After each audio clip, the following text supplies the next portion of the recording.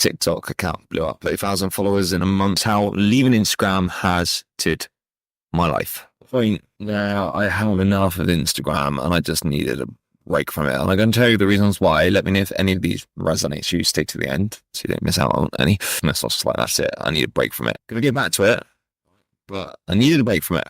First things is Instagram is a lot of hard work. And as a platform, if you're a new creator, it's a pretty terrible one. I can tell you that. Now, if I would recommend you to grow Instagram, to grow at a good pace, I would say post at least 7 times a week. 2 of them have to be carousels. 1 of them has to be a single post. You have to post reels. You have to post 3 stories a day, 1 live a week. You have to engage for 30 minutes before you post, engage up to 2 hours after a post, comment on 30 people's posts a day. Make sure you're consistent on the platform. If this is your life, your job, then okay, you might be able to do that. You probably won't be able to go on any other social media platforms to grow. But you could do that, but that is still a lot of hard work. That is high maintenance, isn't it? That amount of work, it's almost like you're working for the company itself, Instagram. And by doing that, that can really affect your growth on other social media platforms. It affects your time. And it can be really draining because who's got time to do all that stuff? And you're not going to get paid any extra money for using these different features. This one is, it can be a very toxic place where you can compare yourself to people all the time. And the reason why I say that is because Instagram is such a popular platform now. It's been around for a long time. And with that, you're seeing the best content on your feeds because Instagram as a business wants you addicted to the feed. Explore page wants to stay on the platform as long as possible. It does it by showing you the best content. Problem is, you start comparing yourself to other creators, other people in your niche in your industry. Why did they get more posts? Why did their content do better than me? Why have they got more views? Why have they gone viral and I've not? Why have they got more followers? They have content in like, great. Why are they doing this cheesy stuff? And they're getting all this growth when I'm being genuine. And this can make you feel bad about yourself. And you're on this wheel of continuously comparing yourself. And that's not good for your mental health. And you'll find is if you start comparing yourself too much to other people and creators in the industry, this affects the type of content you create because you end up creating content to try and impress your peers, your competition. And the downside of that is that type of content is just going to attract your peers and your competition. It's not going to attract your ideal audience. And then you sort of start blending in too much everybody. Comparing yourself can really have a negative impact on your growth. And I think that was grinding my gears with business coaches and growth coaches, trying to make that audience idolize them by posting money wins, days at a spa, boxing extravagant gifts, like overnight coaches, basically, overnight success coaches. Some which I've seen eating all their old posts to make it look like they've got 60,000 followers on Instagram in only 3 months. It's very deceptive, very naughty. And you know how they did it? Just by doing SEO in the caption and stuff like that. Totally unrealistic stuff. Yeah. He cares about all the years of experience they had before failing, and it's only just what now they finally got their big break. Or just lie and pretend like we've just done this thing instantly, so that's misleading. So you think you can do the same thing and then buy their products. That's what they're basically doing. It really stressed me out. Don't take advice from these overnight coaches, by the way. Anybody who's successful hasn't done it instantly or overnight.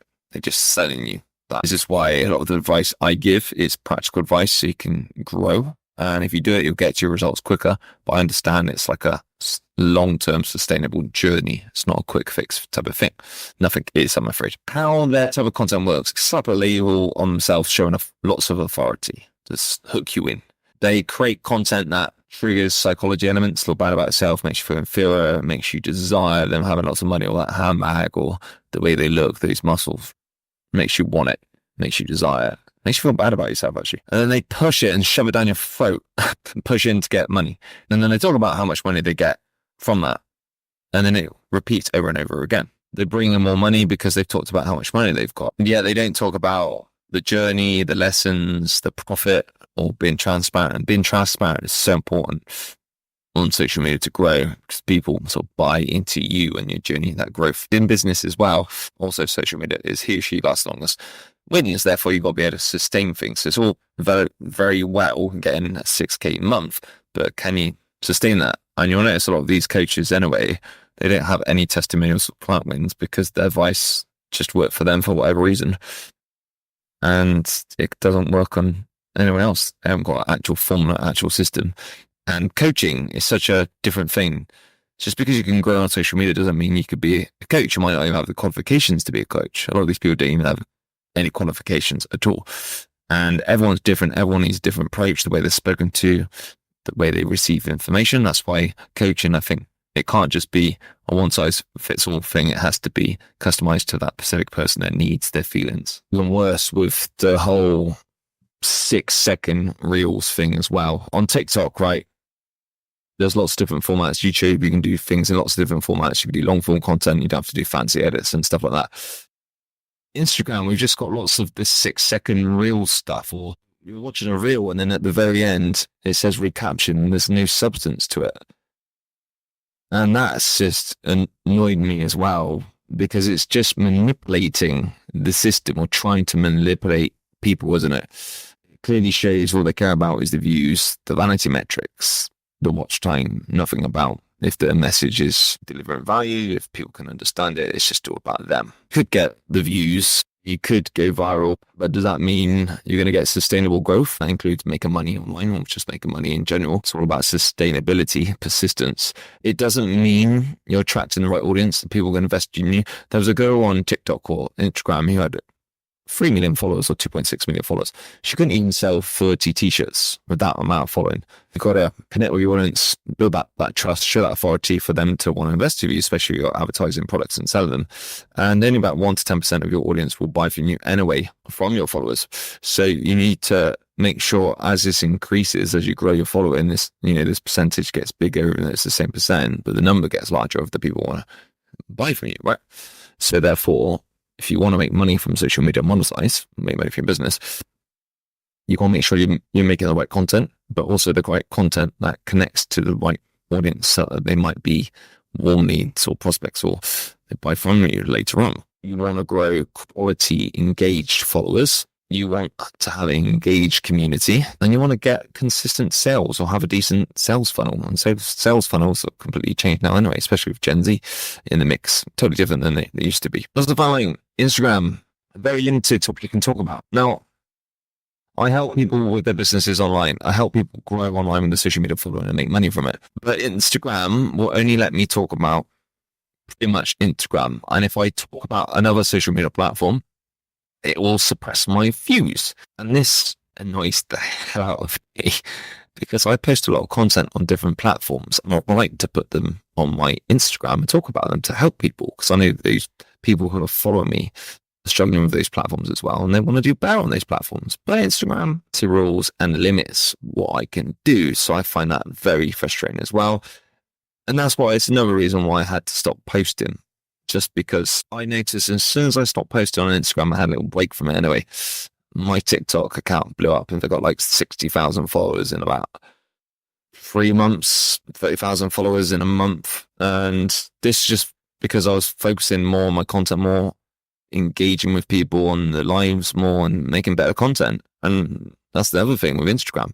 You go on the live features, you don't even get paid for it. On TikTok, you can get paid and get gifts and get money from interacting and building a community. So it gives you incentive more to want to engage with your followers more, because not only are you enjoying it and you're building up a connection, having a good time with your audience, but you could get paid for it.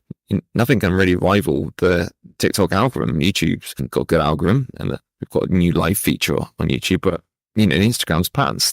In fact, the longer you go on Instagram live, the more your views decrease, whereas TikTok and YouTube, the live numbers increase the more you're on it and the more people interact with you. So the algorithm knows your content's good and it'll push it out, or your live's good anyway. It'll push it out to more people. That's why I'm focusing more on YouTube and TikTok, because talk in the way I want to talk, I could be more rough, I could be more authentic, and that suits my personality. I just want to get a camera and talk. I want to talk about my feelings, my progress. I want to be a bit controversial. I don't want to be fake. I want to cut the BS. I want to be transparent. And I feel like TikTok and YouTube are these platforms for me where I can do that. I was really getting fed up of big content creators stealing other people's content as well, and not giving any credit, because there's this thing on YouTube and TikTok and Facebook and all the other social media platforms that if you're posting a bit of content and it's someone else's content originally, right, if you've done it word for word anyway, you give credit to the content. creator. You put it in the caption, you put it on the video, or you tag them, or you ask them. And there was a lot of people, or some big, massive accounts, very inspirational accounts, like the top gurus, right? They were copying people's content and not giving them any credit for it. And I don't know if that's because it's their social media managers doing it, the editing team. They'd probably use that as an excuse, but it's not on. And it's pretty sad, to be honest, if they got that much experienced growth and they got that much trust and authority that they're stealing someone else's content. They're not giving any credit, and then they get all the credit for it. It's not on. It leaves a bad taste in my mouth. And if you see anybody stealing someone's content, then make sure you tag them in the comments or say, hey, why have you not given credit? Because you don't deserve that. They've spent a lot of hard work making that content. And then you're getting some big creators just stealing it and taking the limelight and stealing the hard work. They're like robbing them. It's not good. Having an engaged audience with loads of people with ulterior motives is also a massive one, which was affecting me. And what I mean by this is having a lot of marketers who follow me on Instagram, and they're all commenting in my posts, but they're only commenting on my posts because they're trying to nick my audience to get them to look at their pages. Okay, you scratch my back, I scratch yours. We all do the same thing. Well, that's what people do, especially marketers anyway. But when you keep getting those type of comments all the time, and you're not really getting that much of your ideal audience doing it, because your ideal audience, a lot of them, your big fans, right? They won't comment straight away. They'll just stalk you. They'll consume your content. They'll stalk you a bit, but they won't actually interact with you. Maybe because of judgment, they're too shy. But they're looking at your stuff, trust me, and at your links as well. And they're looking at your stories. And they will not comment on your stuff. They'll just look. So when you're getting all these like marketers and people just kissing your backside or saying, oh, that's amazing. It sounds very cheesy and generic, but also fake. And you know it's fake and you know it's generic because you know they have an ulterior motive because they're trying to get people to look at their comments so people see it. So when you're getting so many fake comments like that, you're thinking like, come on, man, you're just trying to steal my audience. Do you generally think this bit of content's good?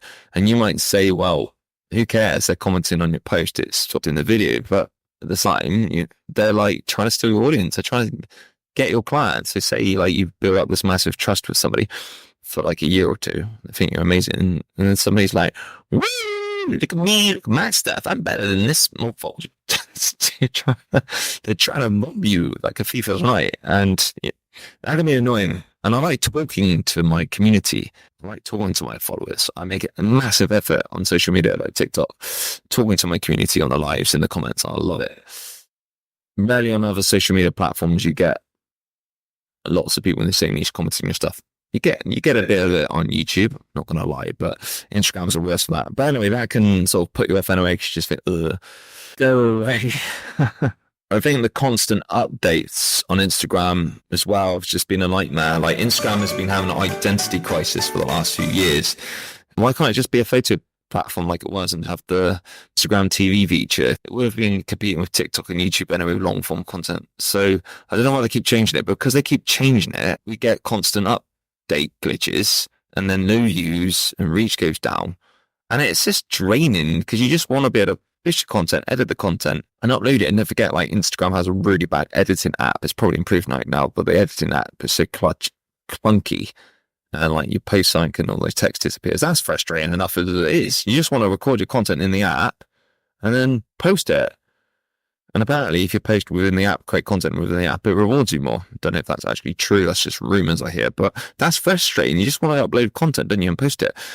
But all these glitches and that and all the updates, it's like people want to be familiar with what they're doing so they can get better at it and be consistent. And when stuff's changing all the time, you keep adding new features all the time, that feels really overwhelming and puts you off being on the platform because you just want to get on with things and be consistent. I know things change and evolve rapidly on social media, but we don't need all these features all the time.